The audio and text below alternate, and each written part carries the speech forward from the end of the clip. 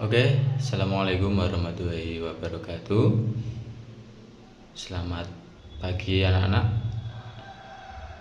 Jadi Bapak di sini akan menjelaskan dan menyimpulkan rangkuman dari pembahasan pembelajaran tadi pagi, biar anak-anak lebih memahami tentang materi yang sudah saya ajarkan di sekolah pagi hari tadi.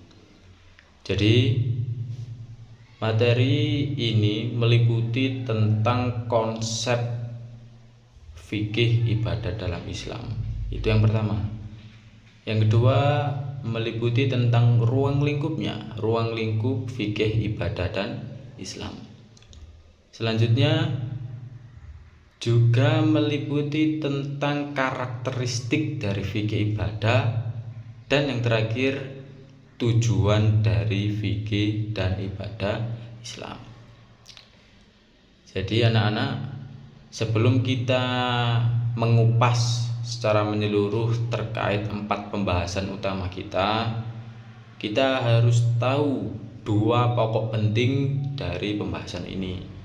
Apa itu? Pertama, fikih. Apa itu fikih? Jadi fikih ini ialah sebuah ilmu atau pengetahuan yang diajarkan kepada kita agar apa? Agar mempermudah kita memahami dalam pelaksanaan tata cara dan atur-aturan dalam beribadah di Islam, supaya ibadah tersebut dapat diterima oleh Allah dan dianggap sah. Itu fikih, meliputi pembahasan tentang tata cara dan peraturan peribadahan dengan benar dan sah. Jadi yang kedua, apa itu ibadah? Jadi setelah fikih kita akan membahas apa itu ibadah. Ibadah ialah sebuah bentuk iktikad kita, sebuah bentuk implementasi kita dalam melakukan atau melaksanakan semua ketetapan Allah, semua perintah Allah yang sudah dinaskan di dalam Al-Quran. Hukum-hukum syar'i, perintah-perintah kebajikan yang sudah Allah tetapkan kepada kita umat muslim, dan kita melaksanakannya, itulah ibadah. Maka dari itu garis besarnya fikih ibadah ini ialah sebuah bentuk pengetahuan, sebuah bentuk ilmu tentang memahami tata cara dan aturan-aturan untuk melaksanakan ibadah dengan benar dan sah. Dan pembahasan selanjutnya terkait apa saja sih ruang lingkup yang mencangkup fikih ibadah di Islam. Jadi ruang lingkupnya itu banyak. Ibnu Taimiyah pernah berkata bahwa ruang lingkup fikih ibadah ini sangat luas, bahkan sampai perkataan maupun perbuatan kita yang tertuju untuk melakukan hukum-hukum yang sudah ditetapkan kepada Allah, melaksanakan ketetapannya, bertakwa kepadanya, itu semua fikih ibadah dalam Islam.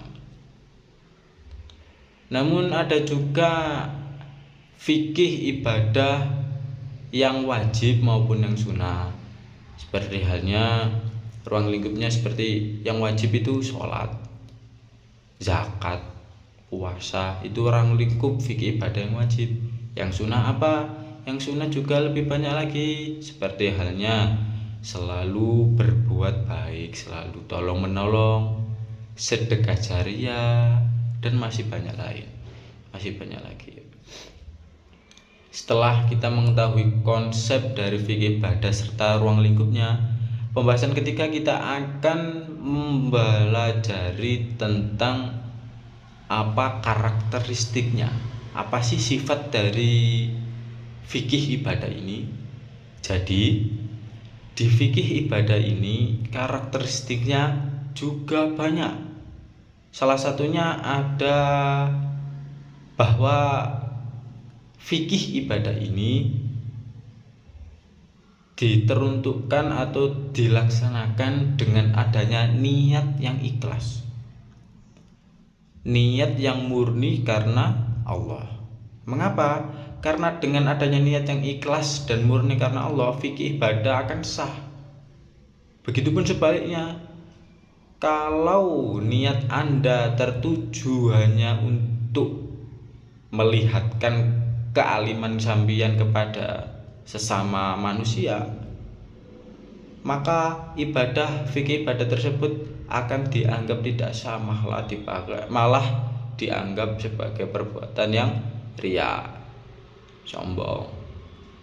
Adapun karakteristik yang lainnya seperti fikih ibadah ini memiliki tempat maupun porsi masing-masing. Contohnya apa? Sholat 5 waktu. Duhur ya dilaksanakan waktu duhur, siang jam 11:30. Asar ya asar, maghrib ya maghrib, subuh ya subuh. Semua ada tempat dan porsinya. Puasa dilaksanakan di bulan Ramadan, ibadah haji dilaksanakan di bulan Dzulhijjah. Semua ada tempat dan porsinya masing-masing.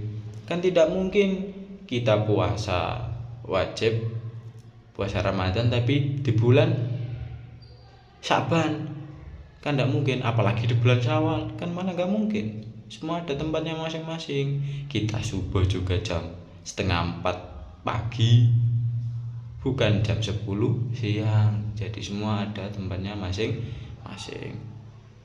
Setelah 3 pembahasan tersebut, kita memasuki pembahasan yang keempat, yang terakhir. Dari semua pembahasan tadi tentang fikih ibadah, tentunya kita harus mengetahui juga tentang tujuannya. Apa tujuan dari fikih ibadah ini?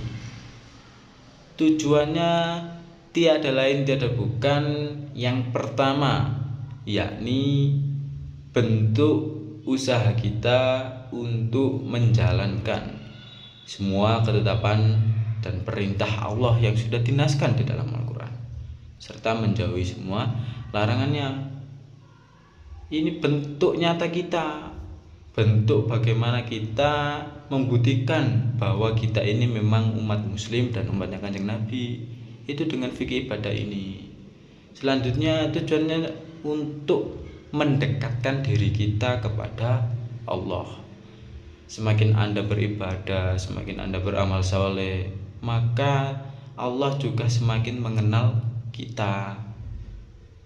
Maka dari itu, alangkah baiknya kita akan melakukan fikih ibadah dengan senantiasa, dengan senang, tanpa adanya kekangan atau tanpa adanya beban. Hati ikhlas murni karena Allah. Adapun tujuan yang terakhir adalah mengharap ridho Allah. Mengapa? Karena dengan kita melakukan fikih ibadah ini, insya Allah Allah akan selalu merahmati kita, selalu meridhoi kita, dan kedepannya kita akan selalu diarahkan di jalan yang benar, di jalan yang lurus. Mungkin itu pemaparan materi dari Bapak. Semoga anak-anak lebih paham dari apa yang sudah Bapak sampaikan di pagi hari tadi di kelas. Ini untuk menambah pemahaman kalian. Kurang lebihnya Bapak mohon maaf apabila ada tutur kata yang salah. Kalau ada pertanyaan silakan berkomentar. Cukup sekian. Wassalamualaikum warahmatullahi wabarakatuh.